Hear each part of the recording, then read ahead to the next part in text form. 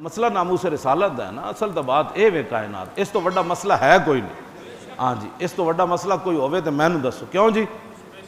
ہاں میں نہیں پڑھیا کہ رسول اللہ کسے صحابی نو نماز کھڑے ہو کے تے حضور ویکھے ہوئے تے جدوں حضور دی پہرا دین واسطے انس ابن ابی مرثد الغنوی غزوہ حنین تے گئے تے ہزاراں صحابہ موجود سن، حضور نماز پڑھان آئے تے پوچھا اوئے میرا غلام نہیں آیا؟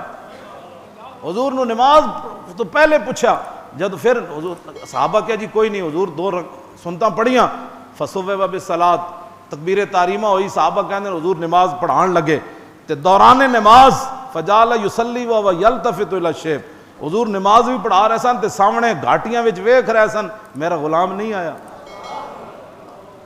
میں نہیں پڑھیا کہ ایک تے صحابہ ویکھن نماز وچ حضور نو، ایک ہے حضور نماز پڑھاندے ویکھن کہ میرا غلام نہیں آیا۔ پہرا حضور دا دین گئے سن تے حضور پوری نماز دے دوران حضور ویکھ دے رہے کہ میرا غلام نہیں آیا، پھر صحابہ پچھو کنوں ویکھ دے رہے؟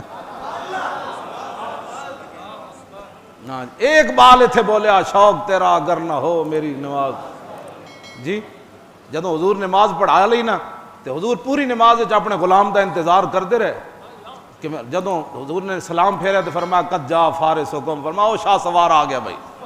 حضور نے اتنی خوشی ہوئی، حضرت انس ابن ابی مرثد الغنوی آئے سلام کیتا، فرمایا کی کیتا ہے؟ حضور ساری رات او پہاڑاں تے پہرا دیتا، نماز پڑھن واسطے اتریاں یا وضو کرن واسطے، تے حضور نے فرمایا او جبتا، فرمایا اج رات تو جڑا اپنے نبی دا پہرا دیتا ہے نا او جبتا، جنت تو چھک کے آنج اپنی طرف لے آئیں جناب۔